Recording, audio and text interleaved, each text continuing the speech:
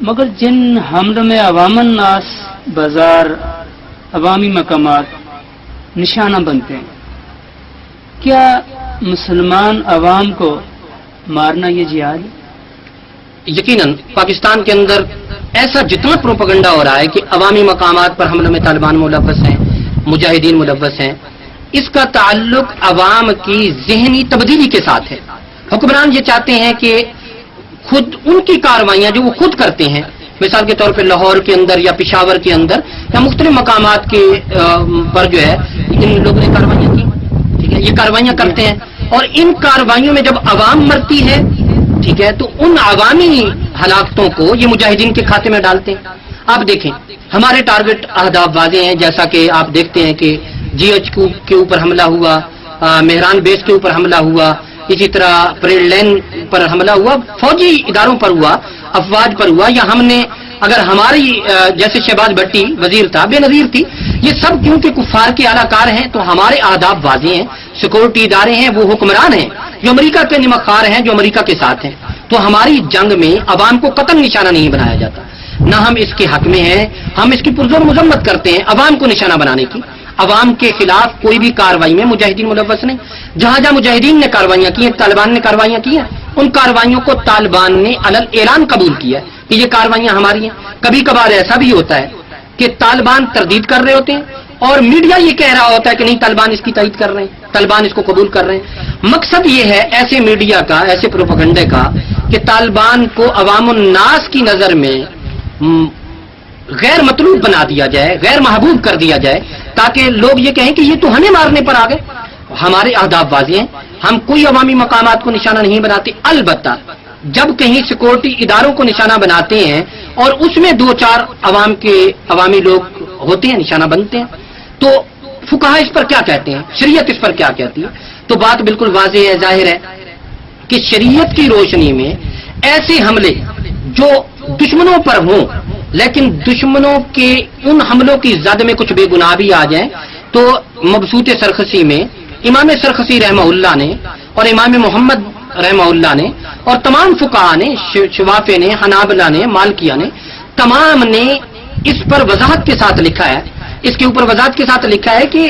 جو دشمن پر حملہ ہو اور اس کے ضمن میں اگر کوئی مارا بھی جائے، اس کے ضمن میں کچھ لوگ مارے بھی جاتے ہیں، گو کہ وہ بے گناہ ہیں، تو شریعت کی روشنی میں ایسے بے گناہوں کا قتل، ایسے بے گناہ جو شہید ہو گئے، تو ایسا کرنا درست ہے، ناجائز نہیں ہے۔ میں اس کی ایک مثال دیتا ہوں آپ کو۔ امام سرخسی رحمہ اللہ شرح سیر الکبیر میں امام محمد رحمہ اللہ کا قول نقل کرتے ہوئے لکھتے ہیں، آپ نے فرمایا کہ مسلمانوں کے لیے مشرکین کے قلعے آگ سے جلا ڈالنے یا پانی میں غرق کرنے،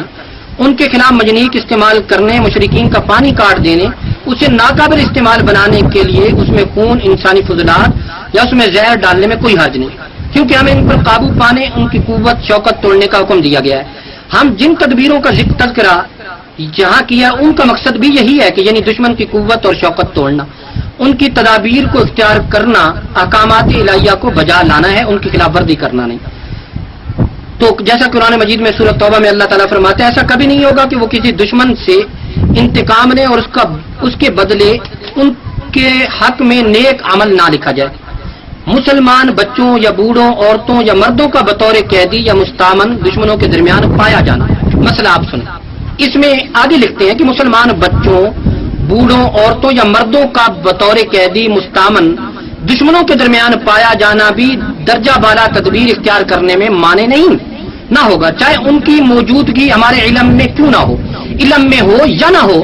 لیکن دشمن پر آپ حملہ کریں، اس حملے میں اگر وہ لوگ مارے بھی جاتے ہیں، کیونکہ یہ ممکن نہیں کہ دشمنوں کا زور توڑنے کا حکم بھی پورا کیا جائے، ان کے درمیان موجود مسلمانوں پر آنچ بھی نہ آئے، اس طرح سے بچنا ہماری استطاعت سے باہر ہو، اس پر کوئی مواخذہ نہیں ہے۔ شرح سیر الکبیر میں یہ عبارت موجود ہے، امام محمد کا حوالہ ہے، جو ہے امام سرخسی رحمہ اللہ نے اسے لکھا ہے۔ اسی طرح مالکیہ کی آراء بھی ہے، حنابلہ کی بھی ہے، شوافیہ کی بھی ہے۔ تو سب یہ کہتے ہیں کہ اگر مسلمان قیدی موجود ہوں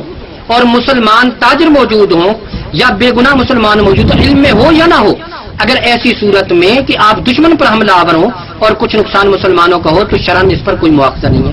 تو خالصتاً عوامی مقامات ہم بری ہیں کسی بھی ایسے مسلمان کے خون سے. لیکن اگر کہیں سیکورٹی اداروں کو نشانہ بنایا گیا، ایک دو مسلمان اس میں شہید بھی ہو گئے، اللہ کے ہاں انشاءاللہ ان کی ضرور اللہ ان کے گناہ معاف فرمائے گا، انہیں ضرور جنت عطا فرمائے گا. شریعت کی روشنی میں ایسی صورت میں کچھ لوگوں کا مرنا شرم درست ہوگا، اس لیے کہ ہمارا ہدف وہ لوگ نہیں ہے، اصل میں دشمن ہے. تو عوامی مقامات، بازار، ان کی ہم کھلم کھلا حلال اعلان نفی کرتے ہیں. ایسے عملوں سے ہمارا قطعاً کوئی تعلق نہیں.